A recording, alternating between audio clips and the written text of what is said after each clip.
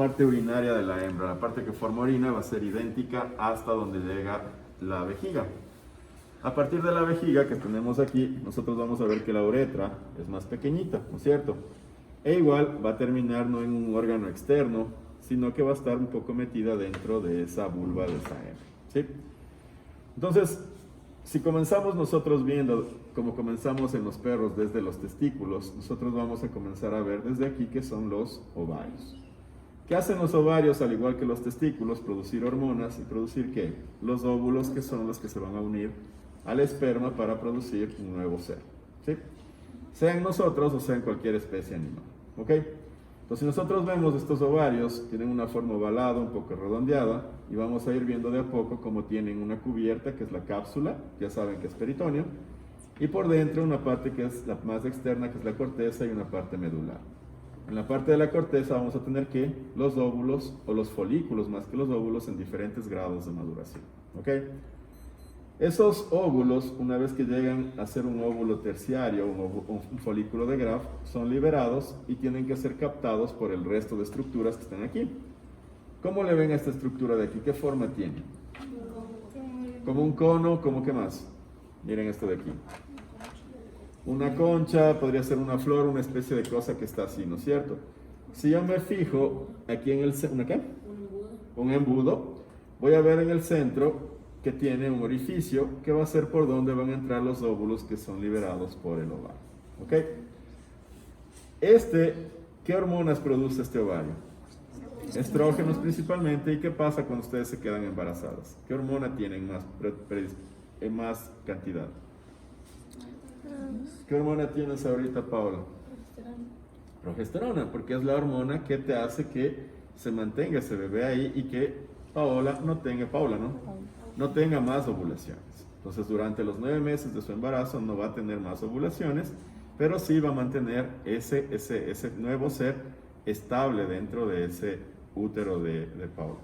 Entonces, ¿qué pasa? Se dio la ovulación, entra en este conducto que nosotros tenemos, esta primera parte parecida a un cono, un embudo, una flor, o lo que ustedes se les imagine más, que se continúa con este conducto tortuoso que vemos aquí. Esto, desde esta especie de flor hasta donde se une con esta como estructura más gruesa, se le conoce como túbulo uterino o oviducto, oviducto sería, ¿sí? ¿Qué sería esta parte en ustedes? ¿Ustedes tienen cuernos uterinos primero? No, ustedes como chicas, no. Tenemos las trompas de falopio que vendrían a ser el homólogo a este túbulo uterino u oviducto. Entonces, no se olviden, no hay trompas de falopio en animalitos, sino que se llaman oviducto o túbulo uterino, ¿ok?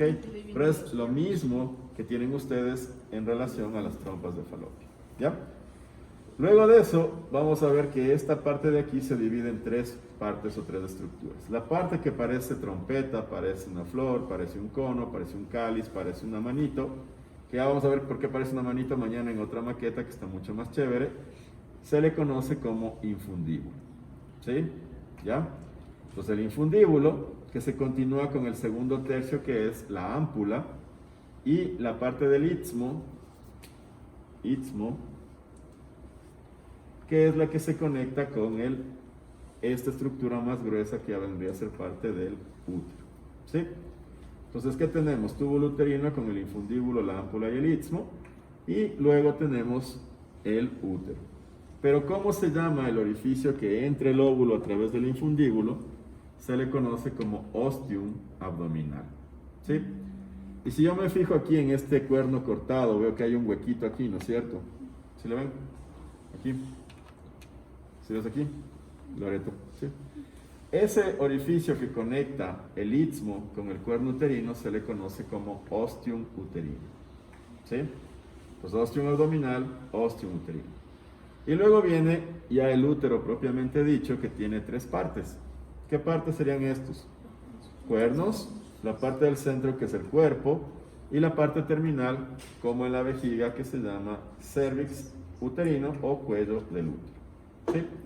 Entonces, cuello del útero, miren que es súper cerrado, el cuerpo es más ancho, y los cuernos que tienen esta forma de cuernos, como les estoy diciendo.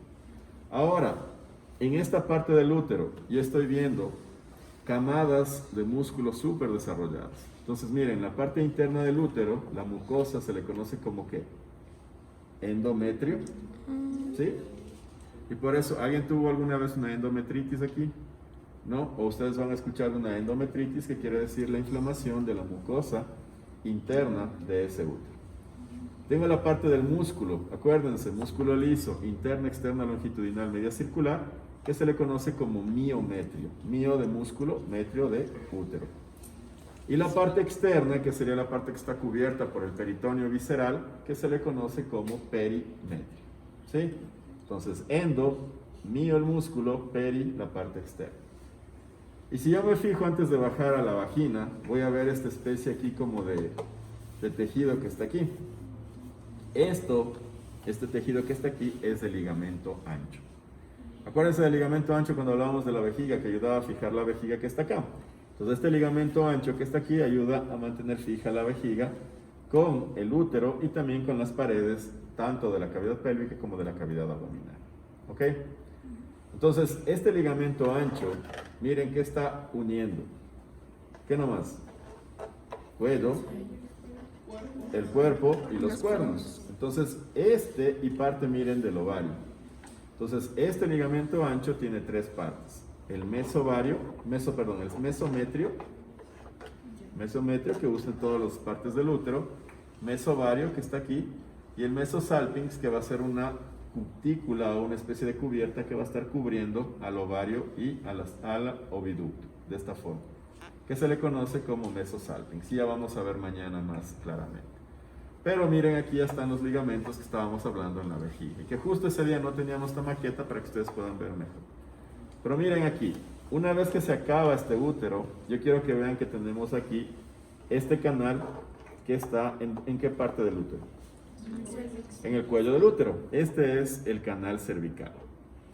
Y este canal cervical tiene un orificio uterino interno, que sería el que se conecta con el útero, y un orificio uterino externo que se conecta con esta región que es la vagina. ¿Sí? Entonces, ¿cuál es la parte de acá? Externo porque está más hacia afuera, interno porque está más hacia adentro. ¿Ok?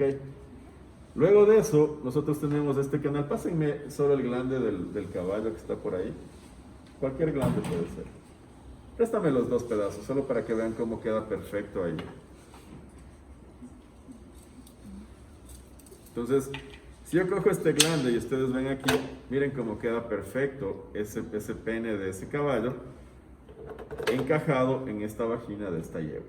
Entonces aquí nosotros estamos viendo cómo está esa vagina y vemos que sirve para alojar el pene, para que este pene pueda depositar sus espermatozoides aquí, y también me sirve como un canal de parto cuando salga ese potro, esa potra, cuando esté pariendo ese animal. Entonces, si ustedes se dan cuenta, ¿para qué más me serviría que haya músculo liso aquí? Para que la oxitocina que se produce durante el parto ayude a que tenga contracción ese músculo para que pueda salir hacia el exterior el producto que va a ser ese potrito o esa potrita. Entonces, ¿qué tengo aquí? La vagina. ¿De dónde a dónde se va la vagina? ¿Se acuerdan que les dije aquí que hay un fornix, ¿no es cierto? Entonces va del fornix vaginal hacia esta dilatación que yo veo aquí, que es la cresta uretral. ¿Sí? Esta cresta uretral solo me indica que por aquí va a salir la uretra, o va a estar el meato urinario que conecta la uretra de la hembra con la vejiga de la hembra. Entonces yo les pongo aquí como está. ¿Qué número es este que está aquí? El 7. Si yo les digo en la prueba práctica, por favor, Daniel, indícame cuáles son los límites de la vagina. O no te digo de la vagina, sino del órgano que está marcado con el número 7. Entonces tú ya sabes, límites, fornix de la vagina hasta la cresta uretral.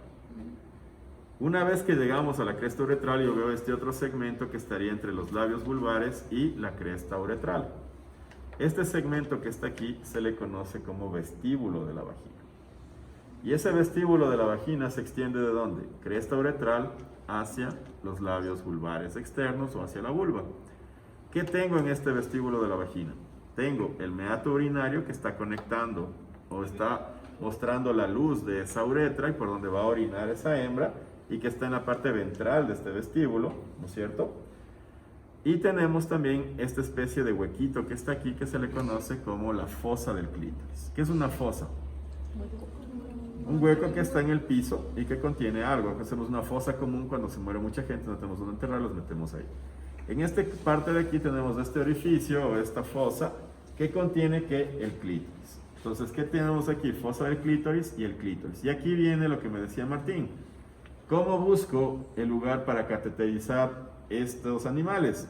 Entonces, como esto está así, el animal, si tú vas a cateterizar, ¿dónde voy a buscar? ¿En la parte ventral o dorsal de la vagina? La parte ventral. O sea, ahí voy a ir buscando hasta encontrar esta dilatación que es la cresta uretral, y yo voy a saber que por aquí va a estar el meato urinario y va a ser por donde voy a entrar hacia esa uretra de la hembra. Meto esa sonda Foley hasta que llegue a la vejiga para que cada vez que caiga orina en esa vejiga salga directamente por esa sonda Foley y no me interrumpa cualquier procedimiento que yo estoy haciendo en otra región de aquí. O en otro lugar, por ejemplo, estoy operando a nivel de tejidos blandos en mi abdomen, por ejemplo.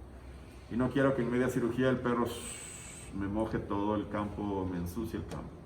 Pues con eso en una fundita se está llenando esa orina para que yo no contamine más otras regiones de ese cuerpo. Entonces, por último, tengo aquí los labios vulvares, que es lo que nosotros podemos ver físicamente en los animales. Si yo cojo una perra y le pongo de espaldas, levanto la colita, voy a ver el ano, un espacio, y de ahí voy a tener la vagina, ¿no es cierto? La vulva, perdón. Ese espacio entre el ano y la vulva es el perineo, ¿sí? O perineo. Entonces, ¿qué pasaría en un perro? ¿Qué sería el espacio del perineo? Sería el ano, el espacio y el escroto, ¿sí? El espacio que está entre el escroto y el ano. Entonces, todas estas estructuras que nosotros tenemos aquí forman parte del sistema reproductor de la hembra. ¿Qué vemos aquí fácilmente? Ovarios. ¿Qué arterias y venas drenarían e irrigarían estos ovarios? ¿Venas y arterias qué? Ováricas. Ováricas, ¿sí? ¿De dónde vienen estas venas y arterias ováricas? ¿La arteria de dónde?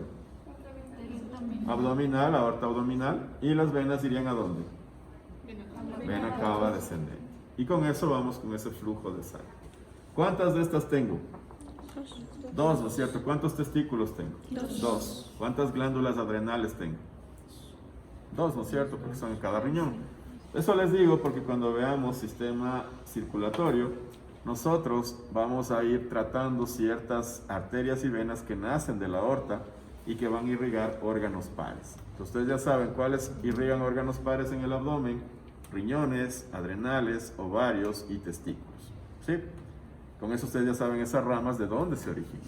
Vienen de la aorta abdominal, parte descendente, parte abdominal, y que van a ir hacia estos órganos pares. ¿Por qué? Porque tenemos órganos impares, ¿como cuáles? ¿Cuántos hígados tienen? Uno. ¿Cuántos intestinos delgados tienen? Tienen uno. Entonces, esos serían ramas de la aorta descendente, pero que van a órganos que son impares, ¿sí? Preguntas aquí, que fue más o menos rápido esto, para ir viendo desde mañana, desde los ovarios hasta llegar a la vulva, ¿sí? La irrigación de los ovarios no sería de la aorta descendiente pélvica. No tienes pélvica, solo tienes abdominal y torácica. Porque ya en la pelvis se va